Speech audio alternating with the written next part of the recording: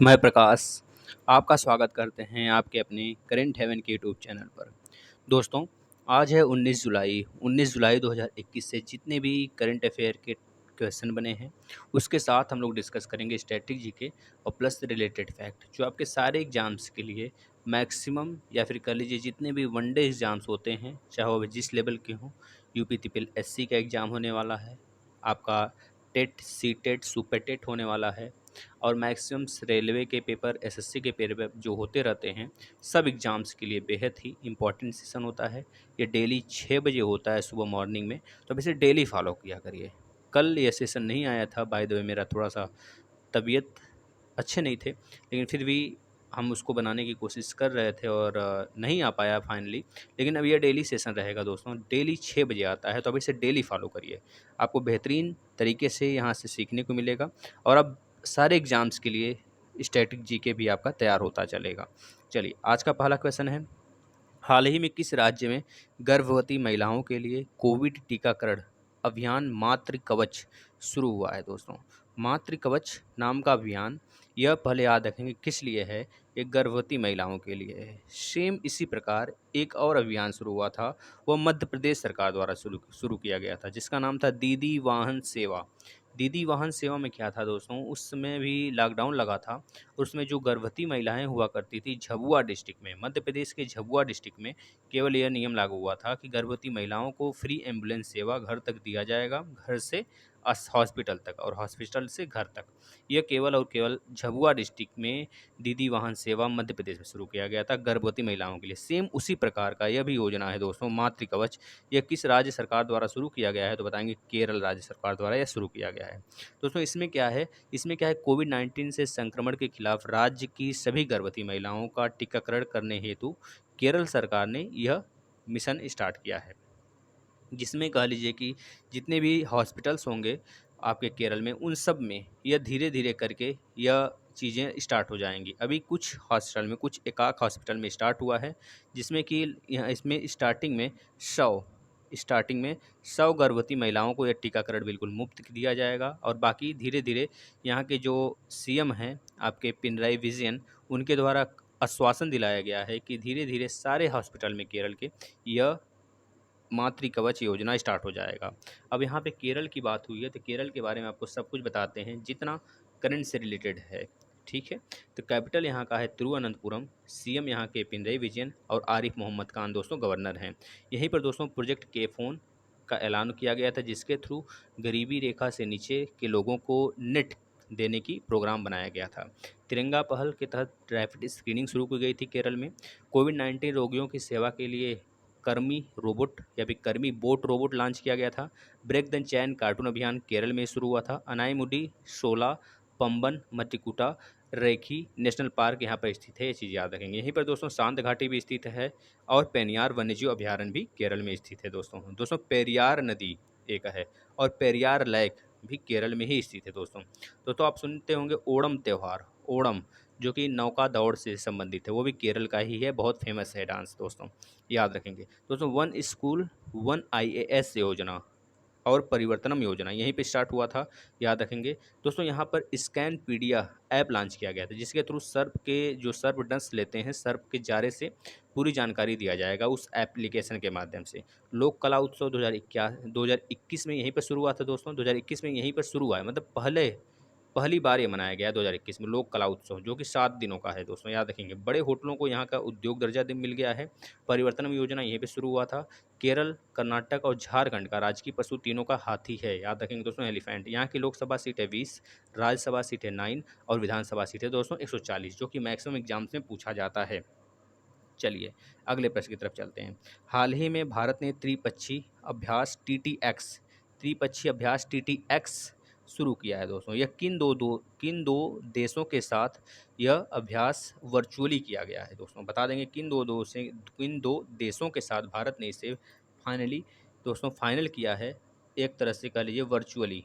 तो श्रीलंका और मालदीव के साथ दोस्तों, श्रीलंका और मालदीव इस टीटीएक्स अभ्यास में, त्रिपक्षीय अभ्यास 2 दिवसीय अभ्यास है दोस्तों, इसमें शामिल हुए थे दोस्तों टीटीएक्स अभ्यास क्या है, इसके बारे में सुनिए ध्यान से। भारत, श्रीलंका और मालदीव के शीर्ष रक्षा अधिकारियों ने एक वर्चुअल त्रिपक्षीय टेबल टॉप, इसका नाम है table top exercise, table top exercise 2021 में भाग लिया। यह अभ्यास समुद्री अपराधों, जितने भी समुद्री अपराध होते हैं, नशीले पदार्थ और कह लीजिए कि बहुत सारे ऐसे तौर तरीके होते हैं जो समुद्र के माध्यम से किए जाते हैं, तो उन सब पर अंकुश लगाने का कार्य किया जाता है। तो उसमें इस त्रिपक्षीय अभ्यास में उसका जरिया या फिर बहुत सारे इसमें तौर तरीके सिखाए जाते हैं। जो देश के पास ज़्यादा तौर तरीके होते हैं वह दूसरे देशों को सिखाते हैं, यानी कि इन तीनों देशों में साझा होती हैं अपने जितने भी आइडियाज़ होते हैं। तो उसमें याद रखेंगे मैरीटाइम वारफेयर सेंटर मुंबई द्वारा समन्वित किया गया था। यह चीज़ याद रखेंगे दोस्तों, यह क्वेश्चन पूछा जाता है। दोस्तों यहाँ पर भारत के बारे में तो आपको बहुत सारी चीज़ें पता हैं। यहाँ पे मालदीव और श्रीलंका की बात हुई है, तो मालदीव और श्रीलंका के बारे में आपको बताते हैं। मालदीव के जो राष्ट्रपति हैं दोस्तों, बता देंगे इब्राहिम मोहम्मद सोली हैं। भारत के जब दूसरी बार यानी कि जब दूसरे कार्यकाल के लिए हमारे पीएम मोदी चुने जाते हैं प्रधानमंत्री, तो पहली यात्रा उनकी मालदीव में ही रहती है। मालदीव के संसद का नाम मजलिस है। मालदीव हिंद महासागर का सबसे छोटा द्वीप है और हिंद महासागर का सबसे बड़ा द्वीप मेडागास्कर है। एशिया का सबसे छोटा देश भी मालदीव है दोस्तों, याद रखेंगे, जिसकी राजधानी माले है और करेंसी रुफिया है दोस्तों, ये बात याद रखेंगे। अगर श्रीलंका की बात करें तो श्रीलंका के जो पीएम है महिंदा राजपक्षे हैं और राष्ट्रपति गोटाबाया राजपक्षे, दोनों भाई हैं दोस्तों। और इसका राजधानी दोस्तों श्रीलंका का कोलंबो है और इसकी करेंसी रुपया है, ये चीज़ याद रखेंगे दोस्तों। इसकी स्थापना की बात करते हैं, जैसे भारत है, भारत के चारों तरफ जितने देश हैं उनकी स्थापना बहुत बार एग्जाम में पूछ लिया जाता है। जैसे भारत की स्थापना 15 अगस्त 1947 हुआ था, तो इसी के लमसम सारे देशों की स्थापना हुई थी, मतलब कि आज़ादी मिली थी। तो नेपाल की स्थापना मतलब जो आज़ादी मिली थी कब मिला था, 25 सितंबर 1768 में, याद रखेंगे 25 सितंबर 1768, 1968 नहीं, 1768 दोस्तों। मालदीव की जो कल ये आज़ादी मिला था मालदीव को 26 जुलाई 1965 को दोस्तों, और इंडिया को 15 अगस्त 1947 को, भूटान को 17 दिसंबर 1907 को, म्यांमार को 4 जनवरी 1948 को, और बांग्लादेश को दोस्तों 26 मार्च 1971। आपको पता होगा वो रात जब भारत और पाकिस्तान के साथ लड़ाई हुई थी, भारत बांग्लादेश के लिए लड़ाई किया था दोस्तों, याद रखेंगे। मुजीबुर रहमान के नेतृत्व में बांग्लादेश आज़ाद हुआ था दोस्तों। मुजीबुर रहमान के करिए पिता थे इस समय जो वहाँ की राष्ट्रपति हैं दोस्तों, सॉरी पीएम हैं बांग्लादेश की, उनके एक तरह से वह उनकी बेटी थी, याद रखेंगे दोस्तों, हैं इस समय बेटी हैं। यानी कि मुजीबुर रहमान का डेथ हो चुका है दोस्तों। उनकी जयंतियाँ जैसे हम लोग महात्मा गांधी का हो गया, वल्लभ भाई पटेल का हो गया, इन लोग की जयंती मनाते हैं, उसी तरह सेम बांग्लादेश के लोग दोस्तों मुजीबुर रहमान जयंती के रूप में मनाते हैं। उनको आज़ादी का देवता मानते हैं, ये बात याद रखेंगे। चलते हैं अगले प्रश्न की तरफ। हाल ही में किस राज्य ने ईडब्ल्यूएस के लिए आरक्षण की घोषणा किया है दोस्तों? तो ईडब्ल्यूएस क्या है इसके बारे में बताएंगे दोस्तों, जो कि सन 2018-19 में भारत सरकार द्वारा लाया गया था। 10% आरक्षण की सुविधा दी गई थी। इसमें क्या था दोस्तों, जैसे कि इसमें जो ओबीसी वाले हैं इनको 27% की कह लीजिए छूट दिया गया है, और एसटी वालों इस तरह करके 49 या फिर 48% के आसपास आ रहा है पूरा छूट। लेकिन इसमें 10% ईवीएस वालों को, ईडब्ल्यूएस मतलब कि इकोनॉमिकल वीकर सेक्शन वालों को दिया गया है, जो जनरल में आ जाते हैं। इकोनॉमिक्स में कंडीशन दिया गया है, कितना खेत रहना चाहिए आपके पास, कितनी प्रॉपर्टी रहनी चाहिए, कितनी आय होनी चाहिए, ये सब सारी उसमें कंडीशन दिया गया है। उस कंडीशन को अगर आप फॉलो करेंगे तो ईडब्ल्यूएस के अंदर आएंगे। इसमें 10% आरक्षण की प्रावधान किया गया था, जो कि अब आंध्र प्रदेश द्वारा भी इसको फॉलो कर दिया गया, मतलब लागू कर दिया गया है दोस्तों अपने राज्य में। आंध्र प्रदेश सरकार द्वारा ये लागू कर दिया गया है दोस्तों। 103वां संशोधन था, आपको याद रखना है, 103वें नंबर का संशोधन था, बिल नहीं संशोधन। जिस प्रकार से 101वें नंबर का संशोधन था आपका जीएसटी, 122वें नंबर का बिल था, उसी प्रकार से सेम 103वें नंबर का संशोधन है दोस्तों। यह भारतीय संविधान के संशोधन में 103वां नंबर संशोधन किया गया है दोस्तों, ईडब्ल्यूएस से रिलेटेड, ये बात याद रखेंगे दोस्तों। जिसमें कि जो बैकवर्ड क्लास के हैं उनको छोड़ दीजिए, जो इकोनॉमिकली वीकर सेक्शन है उनको एक तरह से आरक्षण का प्रावधान किया गया है। तो इसमें ऐसे व्यक्ति आते हैं जो एससी, एसटी और सामाजिक और शैक्षिक रूप से पिछड़े वर्ग के लिए आरक्षण का मौजूदा योजना के तहत कवर नहीं है, या फिर कह लीजिए जिसके सकल वार्षिक पारिवारिक आय जो 8 लाख रुपए से कम है, वह इसके अंदर आते हैं। और कह लीजिए वेतन हो गया, कृषि हो गया, व्यवसाय हो गया, पैसे आदि से इसमें आय शामिल हों, इस प्रकार के व्यक्ति आते हैं। मतलब 8 लाख रुपए से उनका कम होना चाहिए दोस्तों। ये बातें बहुत सारी चीज़ें हैं, तो याद रखेंगे। आंध्र प्रदेश के जो मुख्यमंत्री हैं वाई.एस. जगनमोहन रेड्डी हैं, और राज्यपाल हैं विश्व हरिश्चंद्रन दोस्तों, ये चीज़ याद रखेंगे। दोस्तों यहाँ पे राज्यपाल 8 राज्यों के चेंज हुए हैं, उन 8 राज्यों के राज्यपाल हम आपको बता देते हैं। वैसे हम सेपरेट वीडियो दिए हैं बिल्कुल ट्रिक से, आप देख सकते हैं प्लेलिस्ट के टॉपिक वाइज करंट अफेयर में आके। दोस्तों कर्नाटक के नए राज्यपाल थावरचंद गहलोत को बनाया गया है। मध्य प्रदेश के मंगूभाई छगनभाई पटेल को बनाया गया है। हिमाचल प्रदेश के राजेंद्रन विश्वनाथन अर्लेकर को बनाया गया है। गोवा के PS श्रीधरन पिल्लई को बनाया गया है। त्रिपुरा के सत्यदेव नारायण आर्य जी हैं। हरियाणा के बंडारू दत्तात्रेय हैं जो कि पहले हिमाचल प्रदेश के थे। झारखंड के रमेश बैस जी हैं जो कि पहले त्रिपुरा के थे। मिजोरम के दोस्तों हरिबाबू हरिबाबू कंभमपति मिजोरम के बने हैं। ये चीज़ें याद रखें। चलते हैं अगले प्रश्न की तरफ। हाल ही में किस राज्य में मनाया गया बोनालू उत्सव? दोस्तों बोनालू उत्सव किस राज्य में मनाया गया? दोस्तों बता देंगे तेलंगाना राज्य में मनाया गया। हाल ही में यह तेलंगाना राज्य में मनाया गया बोनालू उत्सव। दोस्तों बोनालू उत्सव एक तरह से त्यौहार है, जैसे हम लोग के यहाँ होली दीपावली मनाया जाता है उसी तरह तेलंगाना में ये भी मनाया जाता है। तेलंगाना का कैपिटल हैदराबाद है दोस्तों, याद रखेंगे। तो तेलंगाना द्विसदनात्मक है। पूरे भारत में 6 ऐसे राज्य हैं, 2 द्विसदनात्मक यानी कि विधानसभा और विधानमंडल दोनों स्थित है। कौन कौन सा? यूपी, बिहार, तेलंगाना और आंध्र प्रदेश, और इधर आ जाएगा कर्नाटक और महाराष्ट्र। ये 6 के 6 राज्य हैं दोस्तों। तेलंगाना का कैपिटल हैदराबाद है दोस्तों, याद रखेंगे। इसका खंडपीठ भी हैदराबाद में है। CM इसके हैं दोस्तों के चंद्रशेखर राव। गवर्नर हैं डॉक्टर तमिलसाई सौंदरराजन दोस्तों, याद रखेंगे। यहाँ की लोकसभा सीट है 17, राज्यसभा सीट है 7 और विधानसभा सीट है 119। स्थापना 1 नवंबर को हुआ था दोस्तों। भारत की सबसे बड़ा तैरता हुआ और सौर ऊर्जा संयंत्र यहाँ पर स्थापित किया गया था अभी हाल ही में दोस्तों। यहाँ पर कानुमा त्यौहार भी मनाया जाता है। बोनालू त्यौहार तो मनाया जाता है, एक और त्यौहार है, याद रखें, कानुमा त्यौहार दोस्तों यहाँ पर कासु ब्रह्मानंद रेड्डी और महावीर हरिश्नावंतरी और नागवड़ी नेशनल पार्क स्थित है दोस्तों। यहाँ पर दोस्तों कवल टाइगर रिजर्व स्थित है। अम्बाला वाद टाइगर रिजर्व भी यहीं पे स्थित है दोस्तों, आपसे हमेशा पूछा जाता है। चलिए अगले प्रश्न की तरफ चलते हैं।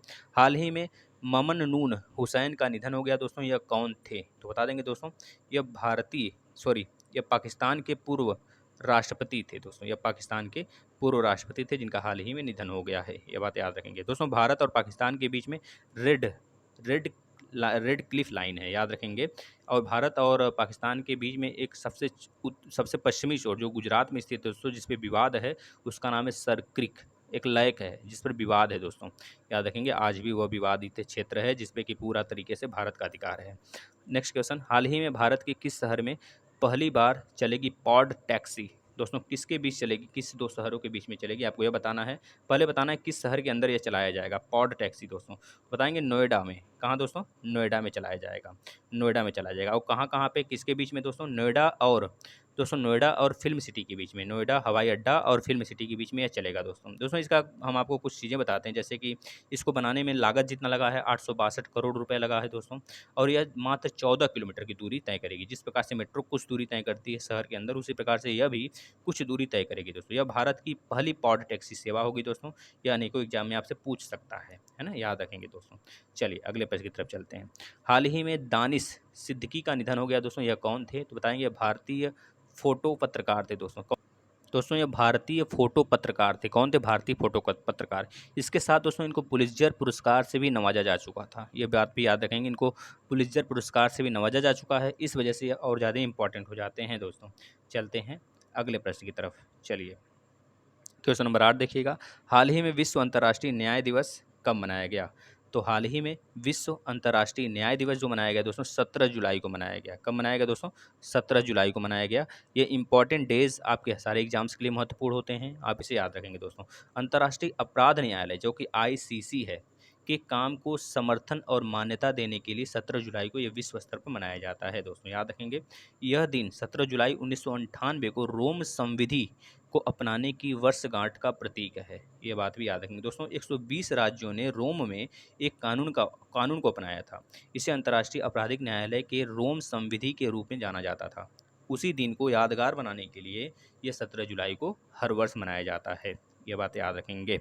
चलिए अगले प्रश्न की तरफ चलते हैं। हाल ही में AFC महिला क्लब चैंपियनशिप में भारत का प्रतिनिधित्व कौन करेगा दोस्तों? तो बता देंगे AFC क्लब में, जो AFC का फुल फॉर्म है आपको बताते हैं। पहले इसका जो प्रतिनिधित्व करेगा भारत का, वो करेगा दोस्तों गोकुलम केरल FC करेगा।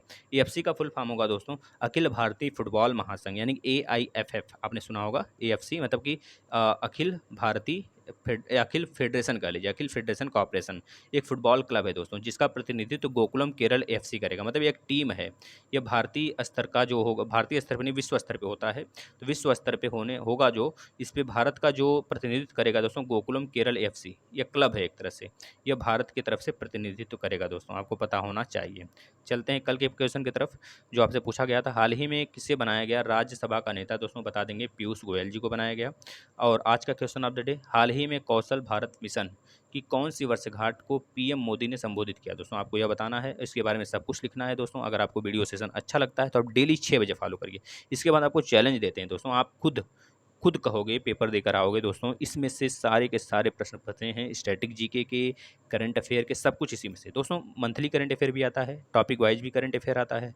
ज्योग्राफी का बिल्कुल फुल 84 क्लास का पैकेज बिल्कुल फ्री दिया जा रहा है, आप सारे क्लासेस को फॉलो करें, ठीक है। उसके बाद अगर आप यूपी टेट सी टेट की तैयारी करना चाहते हैं, सुपर टेट की, तो बेहतरीन तरीके से सारे क्लास चल रहे हैं, आप सबको फॉलो करें, बेहतरीन तरीके से सक्सेस मिलेगी दोस्तों। अगर आपको सेशन अच्छा लगा तो जरूर से जरूर सेशन शेयर करेंगे। धन्यवाद मित्रों।